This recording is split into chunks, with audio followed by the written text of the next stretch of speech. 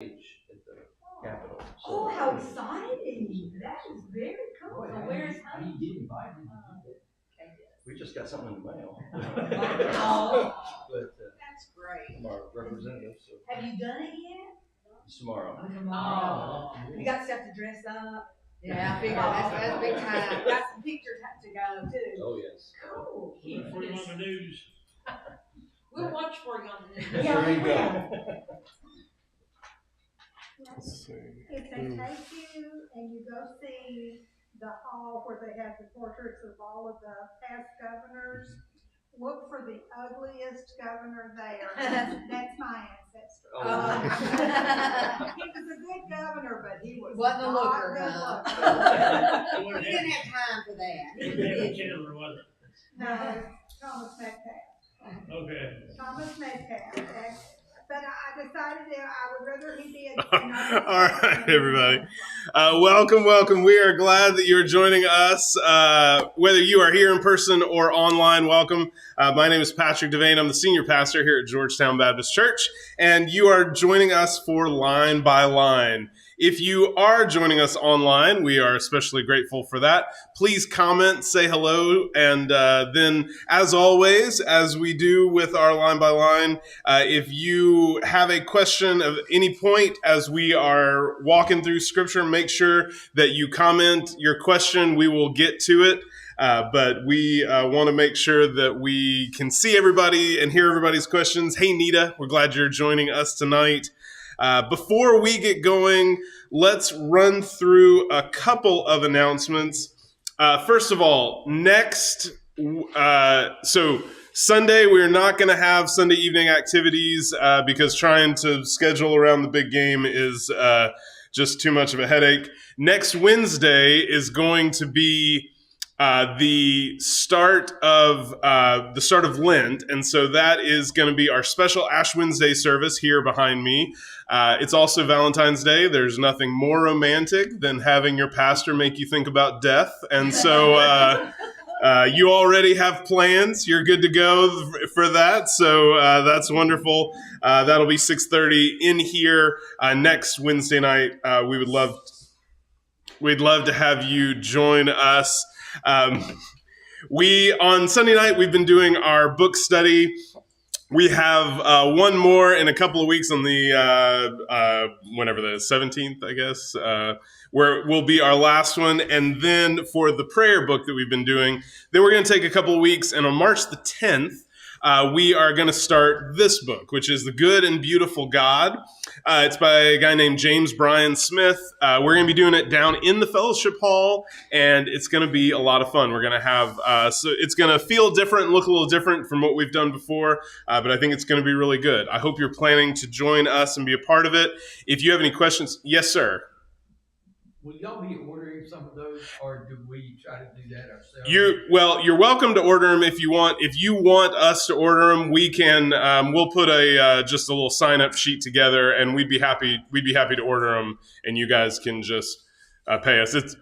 We're gonna get them from Amazon too. So however you want to do it, if you want to go ahead and get it, you're welcome to. But if you probably in the next week or so, we'll be putting something together for that. So that's going to be coming up. And if you have any questions about that, please don't hesitate to let me know. I think that may be all of the announcements that I have. Hey, Brian, I think it's skipping again tonight. I know. Okay, so I'm checking just to see.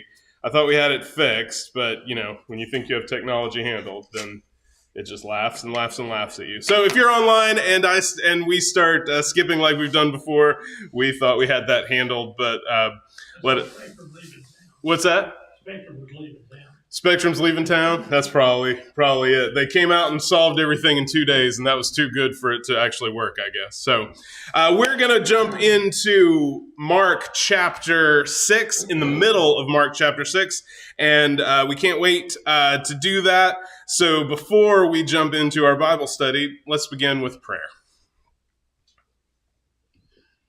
Gracious and loving God, we are grateful for this opportunity that we have to study your word. We pray, God, that as we draw close to it, that our hearts will be opened and our minds will encounter and experience Jesus in a new and powerful way. We thank you, God, for your word. We thank you for this place and this opportunity, and we thank you for each one here. God, still our hearts and our minds. May we be present and focused and ready as your Spirit leads. We praise you, we love you, and we thank you. Be with us as we study. In Christ's name, amen. Okay, so last week we finished the first 29 verses of chapter 6, and we talked about Jesus being a prophet without honor in his own hometown. We talked about the struggle of what does it mean that he was unable to do miracles and how confusing that was. We talked about John the Baptist and about Herod and all of the sort of political power struggles that involved with that.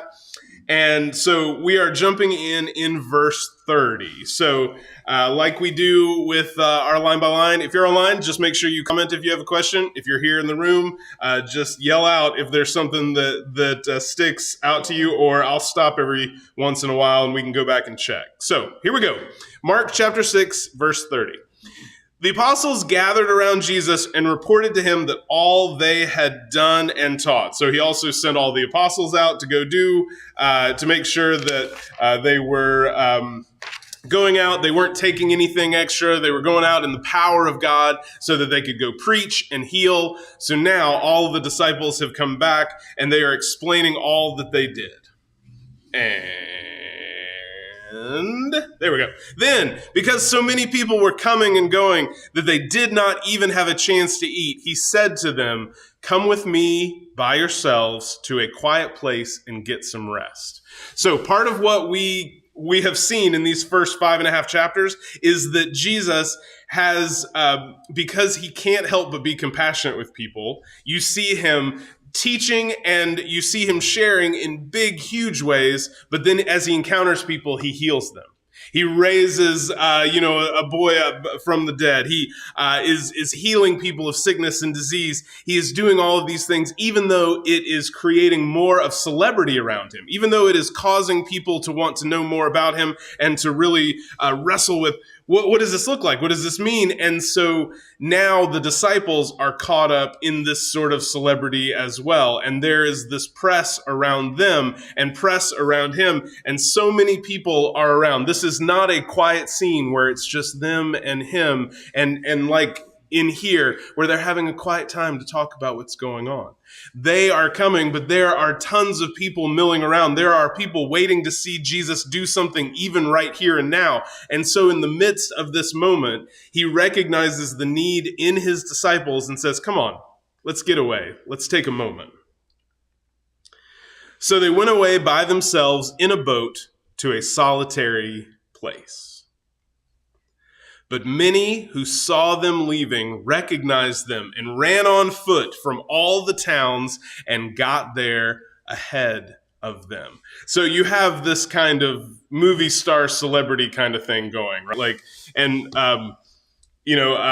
whatever your opinion of Taylor Swift after all the football stuff, one of the things that amuses me the most about it is as she's trying to get in and out of the stadiums from her concerts, wherever she would go, whichever sort of place she would take, would be mobbed by fans waiting for her.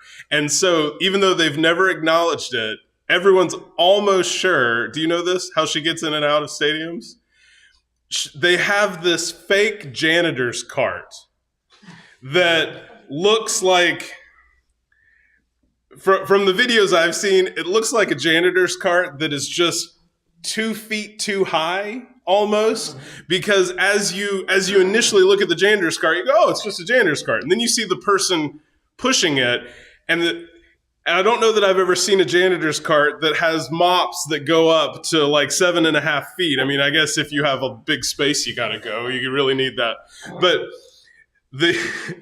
what they think happens is that people aren't going to freak out when they see a janitor's cart going down.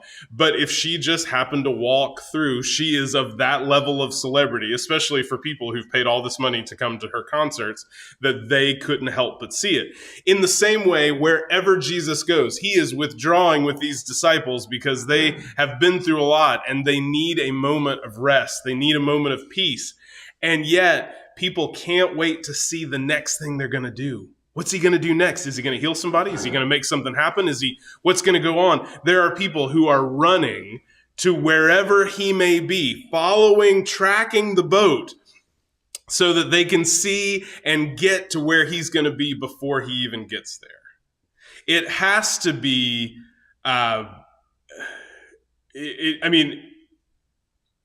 what kind of emotions are going through your head if you're one of these disciples, right? Like, are you excited about this? Is it overwhelming? What you are a celebrity now. Because of your connection with him, you are somebody special and important. They don't really care about you, but because you're close to him, they care about you because of that. And so it has to be bewildering to have all of this attention on all of these guys who were nothing. I mean, these were nothing guys, right? So, okay. When Jesus landed and saw a large crowd, he had compassion on them because they were like sheep without a shepherd. So he began teaching them many things. We are so used to Jesus being like this because this is, classic Jesus. This is what Jesus does, right? But this isn't what we would do. Right? I'm on vacation. Let me live my life. Go away. I give you 6 days of the week. This is my off day. Go away. And yet, Jesus landed and saw a large crowd, and he had compassion on them. We don't need to take for granted that is what happened, because that is an unusual, that it takes a special person to be like that. It is completely normal for Jesus to be like this, but this is striking and different from what would normally happen. All right? Questions, comments yet? Are we good? Hey, Donna, glad you're joining us. This time, so he got out, he started teaching them many things. By this time, it was late in the day, so his disciples came to him. This is a remote place, they said. It's already very late. By the way, you told us that we were going to go get something to eat quietly with you someplace else, and now we're teaching again. So what say we just mosey this crew on out, and we get what you told us we were going to have, right? Right? Almost seems like it should say, and the disciples said, but we're starved. Yeah, right? Send the people away so they can go to the surrounding countryside and villages and buy themselves something to eat. The disciples care so deeply about these people. I'm worried about you all. I need you all to leave because of how much I'm caring about you all, and I need you to leave quickly because of my care for you. Send the people away, Jesus. But Jesus, I want you to do it, because if you do it, then it's okay, right? So they can go to the surrounding countryside and villages and buy themselves something to eat. Jesus answered, "You give them something to eat." And they said to him, "That would take 8 months of a man's wages. Are we going to spend that much on bread and give it to them to eat?" So there are so many people surrounding and so many people there, and it is so late in the day that we really, okay, Jesus, here are all of the ridiculous, there's about 1,000 ridiculous reasons why this won't work. We'll go with the top one. The top one is it would take, 2/3 of a year's salary in order for this to happen, and it's one meal. What are you even talking about? Well, how many loaves do you have? He asked. Go and see. And when they found out, they said 5 loaves and 2 fish. Now, you all are here on a Wednesday night for Bible study, so I probably don't have to tell you this, but I will just say it to you. This is not loaves of sliced bread. This is Outback loaves that come in the little thing for you. I mean, this is small, and so the 5 loaves are not big, huge things. 5 loaves are small. The 2 fish are small. It is basically one kid's lunch, right? This is a Lunchable. This is the one thing that you're going to have, and this is one little bit for one person. It is like saying, and I really am not trying to be glib. It is like saying, here's the Happy Meal. It is that amount of food. These disciples are already hangry, right? Jesus won't send these people away. And then he says, well, why don't you all feed them? If we had any food, do you think we would give it to them? No, right? And Jesus then, being Jesus, because I'm sure there were moments, right? I mean, you get the disciples not getting what's going on. I'm sure there were moments where they thought, you are being deeply weird again, Jesus. What is going on? He's like, well, why don't you feed them? We don't have that much money. We don't have that much food. What are you talking about? Does anybody have 8 months worth of food? Anybody bring that much with you? No? Oh, okay, time to send them. And Jesus goes, well, what do you have? Well, at this point, are they even grumbling quietly, or are they openly grumbling to themselves? Let's look around. What kind of food do we have? Here's the Happy Meal that we have. Kid already took the toy, so it's just the food left now. So what do you want us to do with this? Jesus directed them to have all the people sit down in groups on the green grass. The Greek here for groups is the same word that you would use if you were doing a garden and having ordered rows. Okay? That doesn't really change. I just thought it was fun. So there you go. There's a new piece of information for you. Is that this sort of orderly way that he was doing it. So they sat down in groups of hundreds and 50s. Again, the disciples are organizing this. The disciples are making this happen. The disciples still don't have an answer as to what are we doing and why are we doing it. Taking the 5 loaves and the 2 fish and looking up to heaven, he gave thanks and broke the loaves. And then he gave them to the disciples to set before the people. He also divided the 2 fish among them all. They all ate and were satisfied.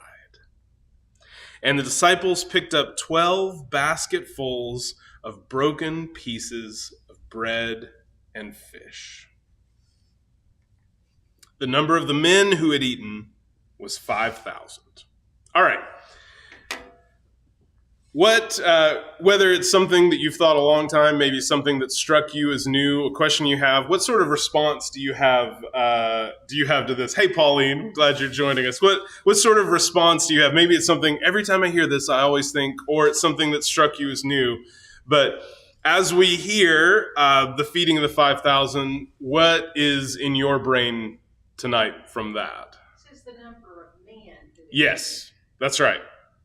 So probably 10 to 15,000 people are eating off of one Happy Meal. This was the little boy from the other gospel. Yeah. I wish Mark hadn't included that, because I think that makes the story more sweet, that the little boy gave his lunch. Yeah, and that this is outside of the Passion Week, outside of the last week of Jesus' life. The only story that appears in all 4 Gospels is the feeding of the 5,000. So this was a central way that early Christians understood the example of Jesus. This was an integral part of whatever story that you are telling about Jesus, and all 4 of these gospel writers are telling a little bit of a different story to a little bit of a different audience. But whatever story that you are telling, this has to be part of it. Anybody else? I just always wonder what that looked like. I wish there was a video of that. Yeah. You know, them breaking, just keep breaking and keep breaking and keep breaking. I mean, that's what it makes you think. He just kept breaking. It hurts my brain too. It would make more sense if it was something like I'm about to rhyme and I don't mean to. It would make more sense if it was something like stew, where you could just keep scooping it out.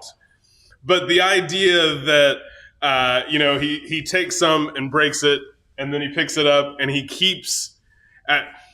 I wonder at what point the disciples move from skeptical and like one step before mocking to very confused about where all the fish came from, because I know how come I have 3 basketfuls that I'm handing out, and how come you have, and how come you.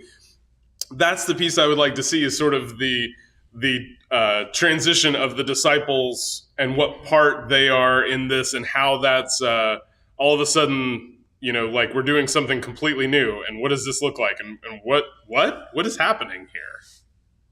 I like the fact too that, when he said go away by yourselves, I felt like they hadn't really gotten a chance to really tell them all they had done, because when, back in the first 12, when they came and they were saying, they were starting to tell. Yeah. So I'm thinking they were thinking, oh, we just can't wait to have this alone time.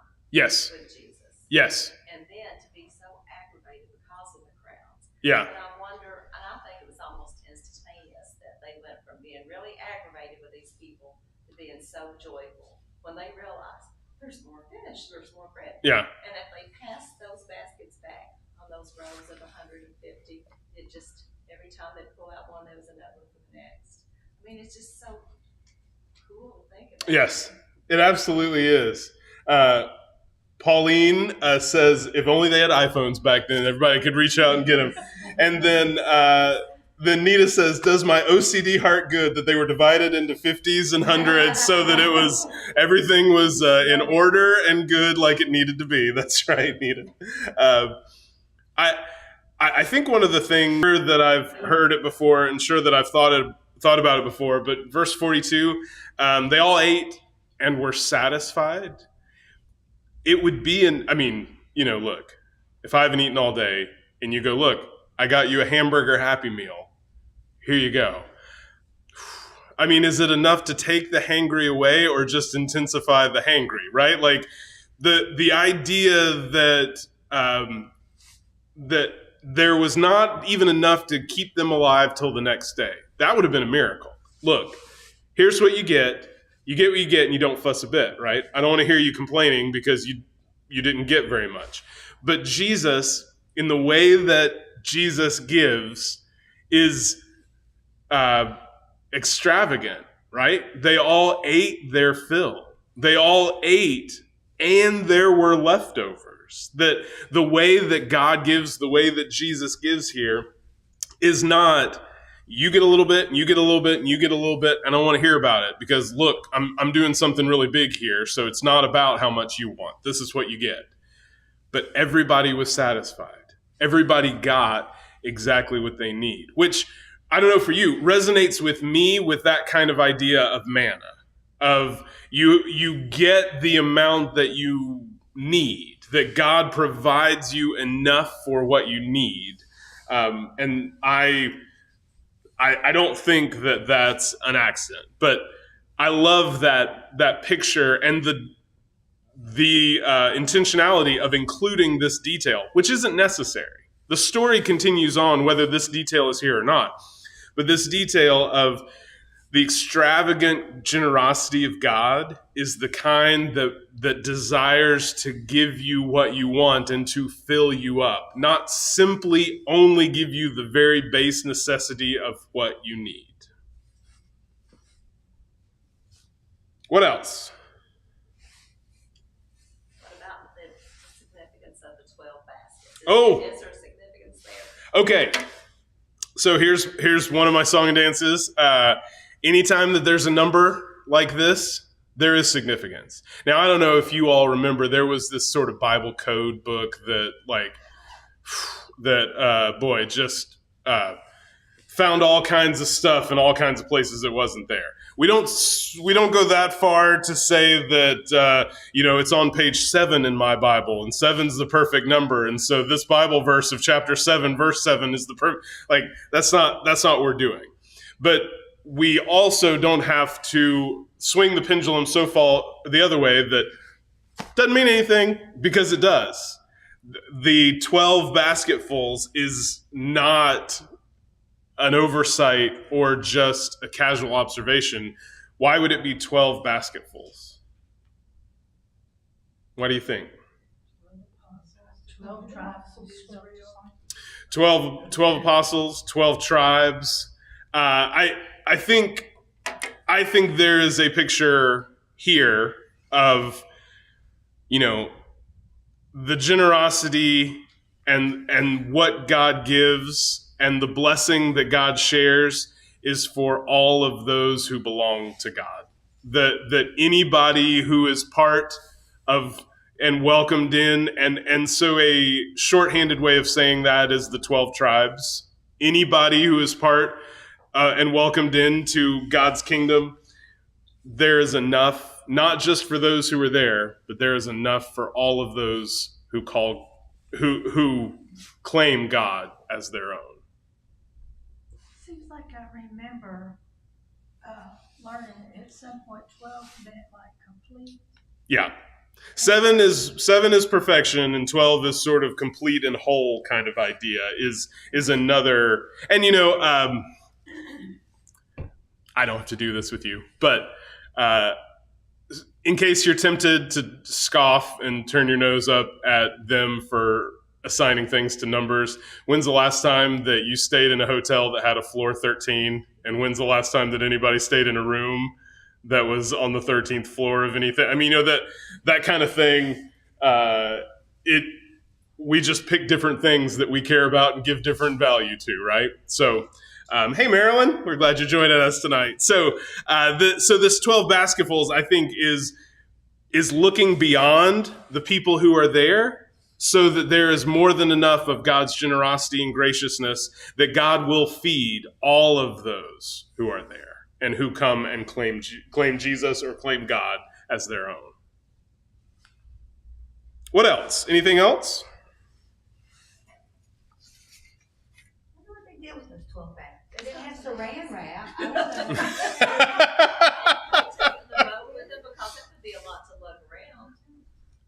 So, Matter, but of all the times that I've taught this, I've never had this. You've never had anybody ask, and I love it. I love every bit of it.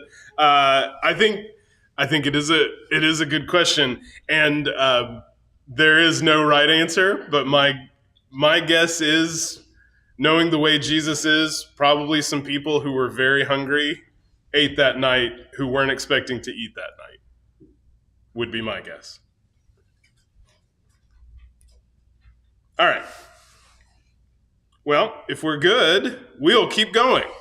So this has just gotten done. This has just happened. And if you remember, we talked about there's this special Greek phrase, the special Greek idea, the special Greek word that Mark uses all the time. And one way that we translate it is, and then, and then. And so we talked about this idea of when you hear a story from a younger elementary school kid about what happened in their day, and then this happened, and then this happened, and then this happened, and then this happened. And that is how Mark sort of compels the action forward, is that there is always movement and always going, and there's always something going on. Pauline asked, do we have a number thing going on in Mark 4 as well? Probably, Pauline. Remind me of what specifically you're asking, and we'll go back and talk about it in a second. So immediately is the same word, is this and then. This immediately, so immediately Jesus made his disciples get into the boat and go ahead of him to Bethsaida while he dismissed the crowd. Now, in I believe it's the John account of this, part of the immediacy is not just because he's ready to get a move on. Part of the immediacy is the crowd's ready to take him by force and make him king. Because if you can make food in an agrarian society, if you can make food show up out of nowhere, then we need you to be in charge of all the food for all the kingdom forever. And it was free. Exactly. That would, I was about to say you'd probably get elected now, but probably not with our system. But the way that they are moving on is both, like from John, they are trying to get away so that Jesus can't be forced into earthly issues and earthly power that is outside the scope of what he is aiming for, because everything Jesus is doing is aiming for the bigger mission that he's going for. But also, he has not had a chance to focus on the disciples yet, right? He still hasn't had an opportunity to do that. He's not forgotten them. That's not Jesus, right? He's not gone, oh yeah, I'm supposed to care for you guys too. Sorry about that. I got so busy feeding dinner to everybody. So immediately, Jesus made his disciples get into the boat and go on ahead of him to Bethsaida while he dismissed the crowd. After leaving them, he went up on a mountainside to pray. I love this. I love this because he has just had this incredible win, right? He's just had this incredible moment and this incredible, beautiful thing that has happened. And like we have talked about before, the moment that you are most in danger of screwing up, I would argue, is the moment right after your biggest victory. Because right after your biggest victory, there is a part of you, even if you know better, there is a part of you that tends to think, maybe I did do it, and maybe I really am that special. Everybody's really lucky to know me. Like there is this moment, and even if you know it's not right, even if somebody said, hey, you're thinking it, you go, I would never think that. There's a little bit. And so Jesus, being fully human, would be tempted to all the same things that we are tempted to. And Jesus, living a perfect sinless life, would be able to model for us the proper way to show and handle the same challenges that we are going to face. So in this moment where he has had this huge victory, in this moment where he has made the choice to step away from political and earthly power, where he's dismissed the crowds, you all go home. How hard do you think? I mean, we say dismiss the crowd. I know, when I give the benediction, I don't have to talk you guys into leaving. But if I had,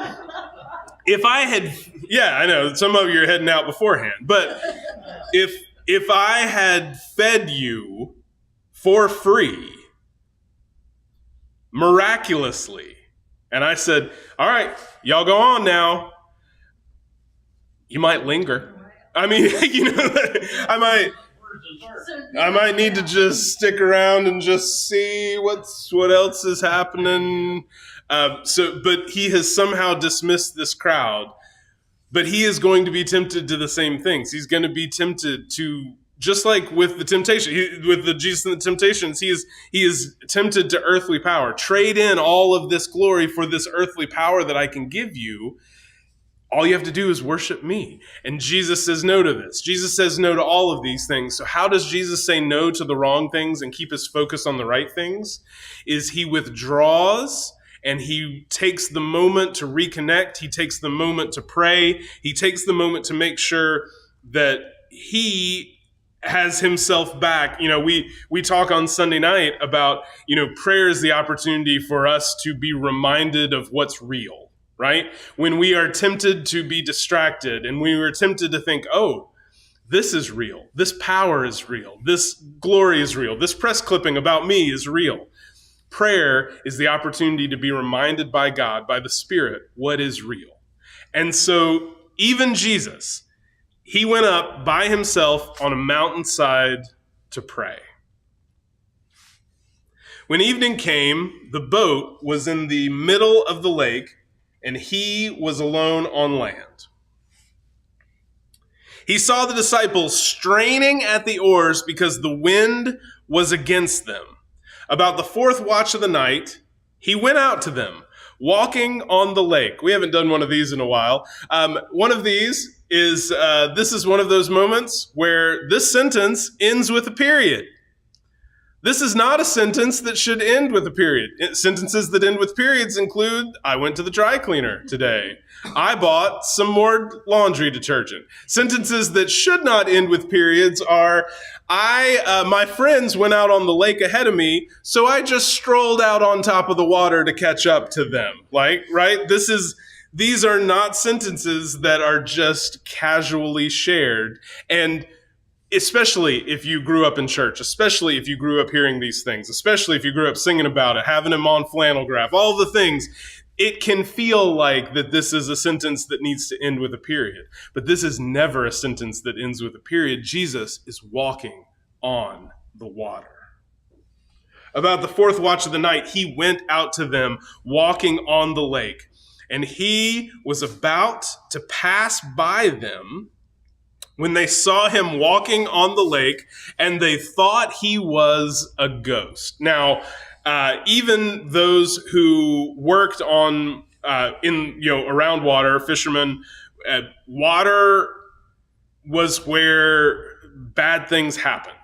Okay, water was where big creatures came up. The Old Testament idea of Leviathan is this kind of this sea creature thing because bad stuff is in water. We can't control what's in water. And some thought around this time that evil forces were present around water and in an especially concentrated sort of way. So even if that wasn't the case, if you see something walking across the top of the lake, your first guess probably isn't Jesus. I mean, right? Maybe now, but back then, your first guess probably isn't Jesus. And so it does kind of make sense that they would say that it's a ghost. And that is what they're thinking. That's where their terror is that it's a ghost. So they thought he was a ghost. And they cried out, "Ah!" because they all saw him and were terrified. All right? Immediately, he spoke to them and said, "Take courage, it is I. Don't be afraid." Then he climbed into the boat with them, and the wind died down, and they were completely amazed. For they had not understood about the loaves. Their hearts were hardened. When they crossed over, they landed at Gennesaret and anchored there. As they got out of... we'll pause right here. There's one more little section, but it sort of takes us out of this little passage. So what questions do you have? What things stick out to you? What are you wondering about from this? Well, they were all amazed. Yes. That it was Jesus, but they had seen him perform the miracle. And I'm thinking, okay, when they recognized, I had a little bit of, I don't know. You see where I'm going with this? So you are wondering why the disciples weren't quicker on the uptake? They were amazed at all of it, especially after he had done the miracle of feeding over 5,000 people. Okay. All right. Why aren't they catching on that anything weird that happens around you, your first answer needs to be Jesus? Yes. Okay. Fair enough. What do you all think? A different kind of miracle. Maybe he said he's a miracle of food, but not the miracle of water. And it said they didn't understand. They saw it, but they're like, how did he do that? They did not understand about... John noticed that their hearts were hardened. It's the first time that I have ever noticed that. Is it due to with the communion? What do you mean? Is this where when he broke bread and fed them? I mean, is this the start of communion? Well, you're gonna see Lord's Supper things later on. So this is Sunday morning, you were with the kids Sunday morning. Sunday morning, we talked about on the road to Emmaus, that story in Luke. It's the same verbs that Jesus does for them. He takes it, he blesses it, he breaks it, and he gives it. It's the same verbs that are in this story. So you do see a giving out, a feeding, but lots of scholars would say it's not specifically a communion thing. It's much more about the graciousness and blessing of God being passed and the generosity of God. Some of the very specific accounts in John and in Matthew of the actual Last Supper are the sort of the initiation of that communion kind of idea. Their hearts were hardened takes me straight back to Pharaoh. Oh. And I wonder if that, what hardened their hearts? And is that not an indication of unbelief or not believing, but disbelief? Maybe just like, how could this possibly be happening, and not just overwhelmed to the point where they can't make the connection. Okay. What do you all do with this idea of their hearts were hardened? Gloria. I was thinking the last 24 hours, if you just looked at their lives, what they had been through, because again, when you go back on verse 12 on 6, it talked about they drove out many. The disciples drove out the demons and appointed many sick people and healed them. Yes. They had the power themselves. Yes. They'd come back. They were anxious to meet with Jesus. They were worn out. Yes. And they had all this crowd. Yeah. So there went my theory, maybe of them being overjoyed that everybody was fed. Because it sounds like they were still kind of upset about it. maybe they were sitting there with all 12 baskets eating themselves. So like, that's where they went. They get on the water, and then there's this storm, and they're probably fearing for their lives. Yeah. I mean, so yeah. When you think about, if you take our lives and we go through all within 24-hour span, yeah, that's a lot for a human. Yeah, it absolutely is. That. Anybody else? They might still be mad because he hasn't spent time with them yet. It's already the middle of the night. You don't underestimate people being people, whether it was a couple thousand years ago or now. Like, if you told me you sent me out, you gave me all this power, I want to tell you all about it, I want to hear from you, and honestly, I want to hear you tell me good job. You did a really good job. I mean, there's a part that, like, I went out and did it, and I didn't screw it up. I need you to acknowledge what a good job I did. And then we did this, and then we did this, and then all of these things have happened. There could well be something with that. Anybody else?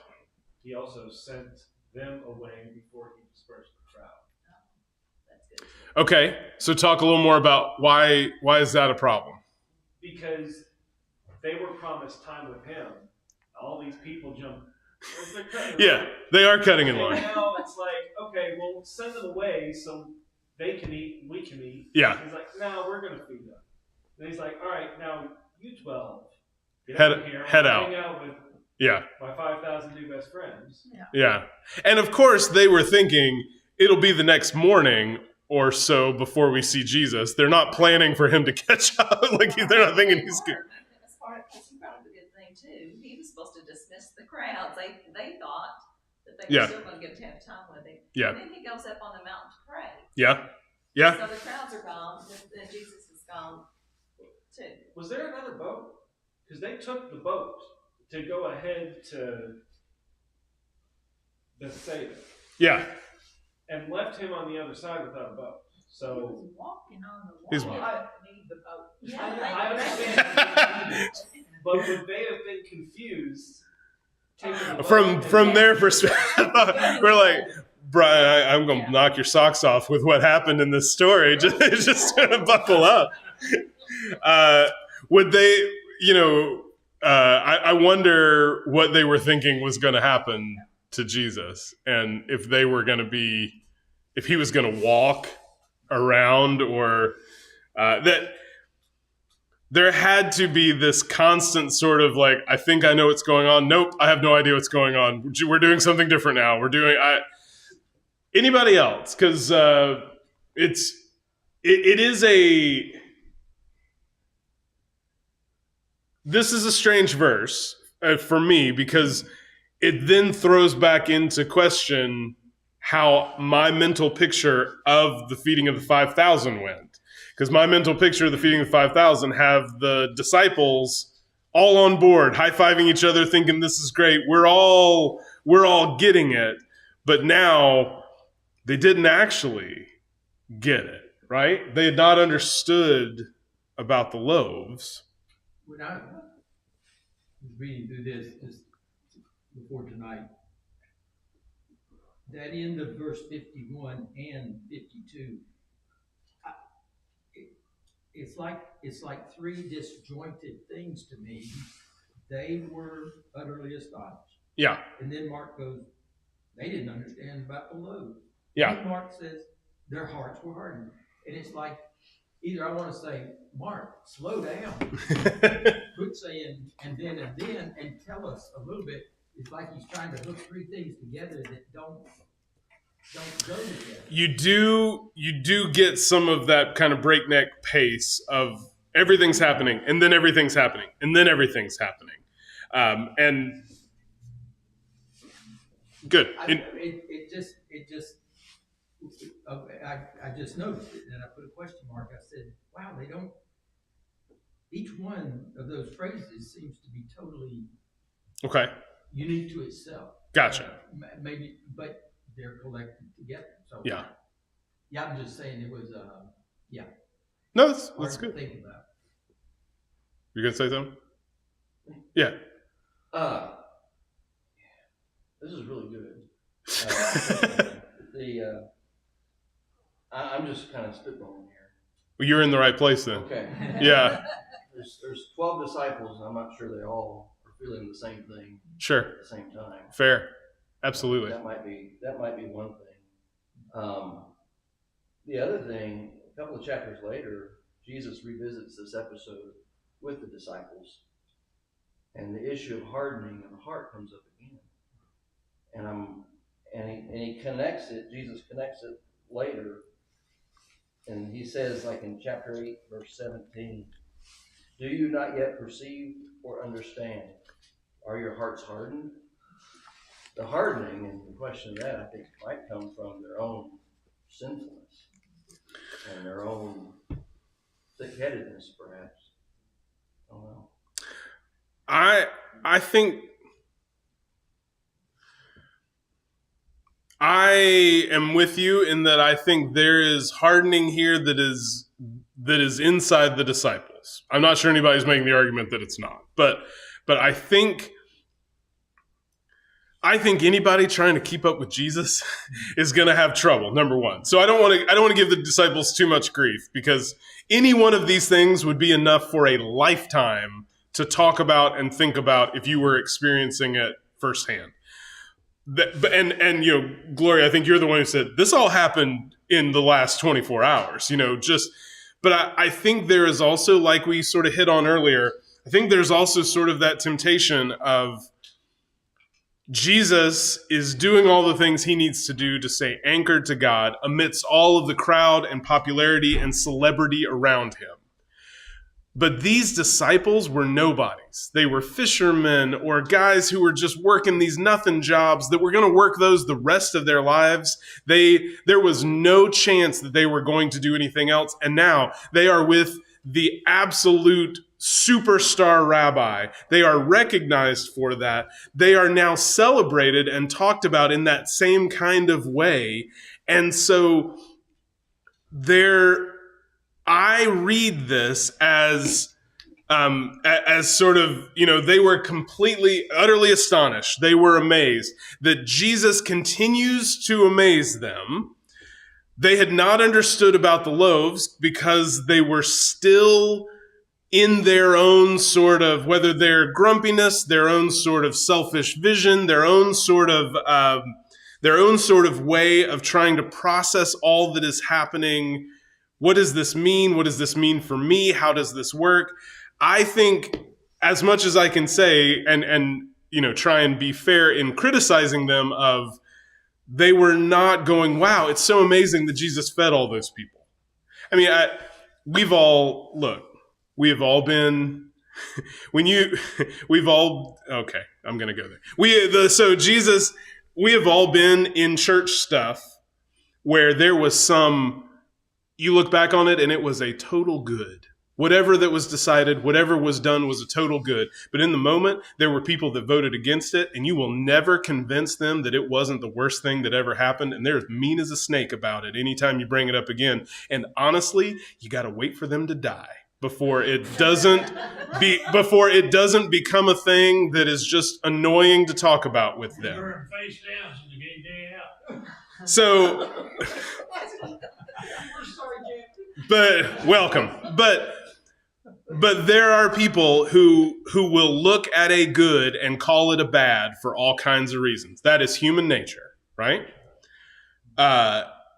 So these disciples could look at this thing that is an unmitigated good, and they could be grumbling in their boat.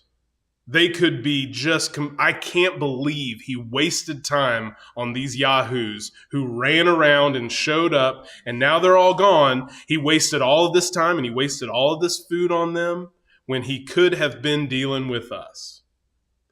And I wonder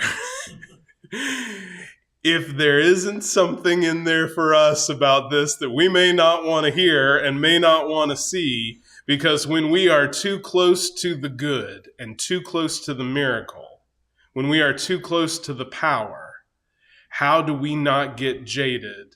And how do we not see it from our own perspective of what we want? It doesn't have to be in here. And if you don't see this in here and you think I'm reading too much in, you're not going to hurt my feelings. I totally get it.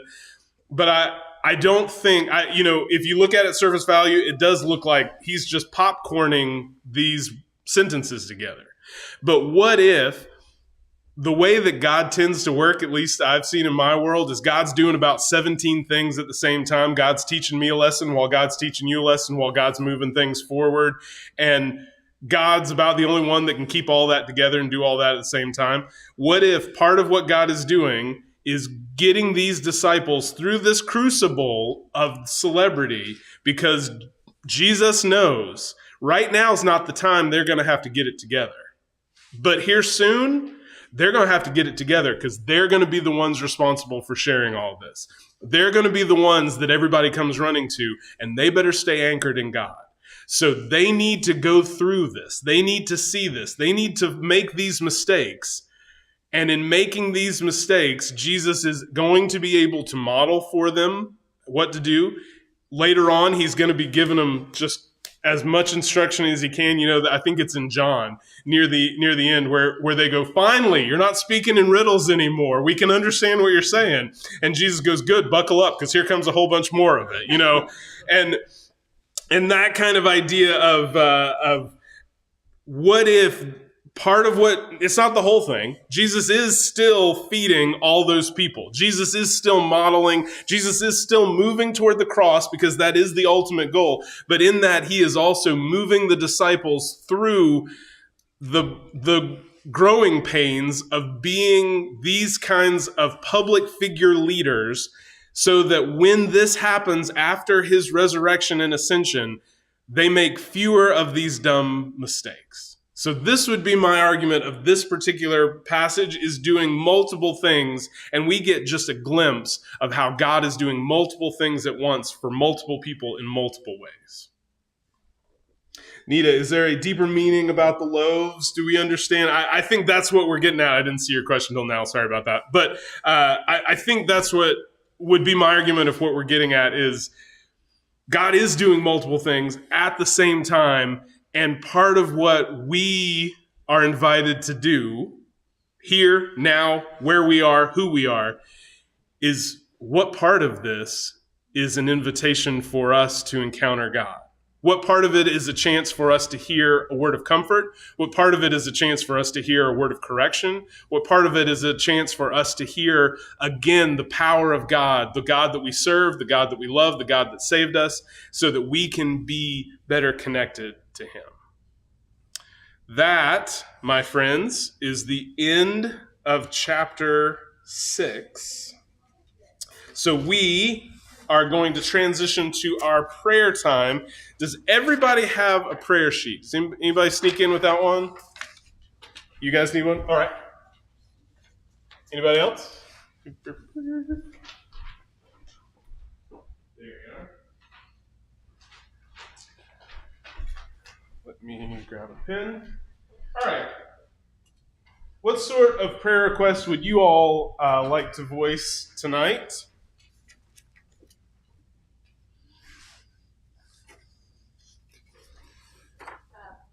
I have a good friend, and she is not doing well. Okay. She's probably not going to be able to come back to her home. Oh. Her name is Pat. Okay. And I'll just leave it. Sure. It's wrong line. Yes, ma'am. And I don't know that she is ready. And her children don't go to church. That doesn't mean that they don't know God. Right. But salvation worries me more than anything. Okay. Well, we will definitely be praying for Pat.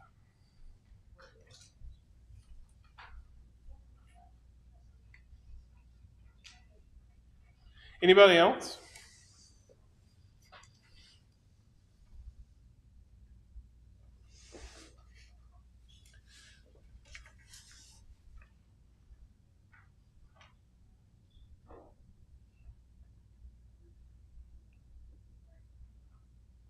Well,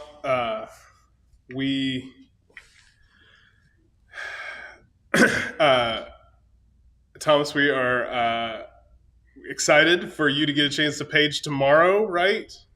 Tomorrow. We'll be praying for you too, and we're so glad you were able to be here, and you brought your dad along, so thanks for that too. If you would you all join me in prayer?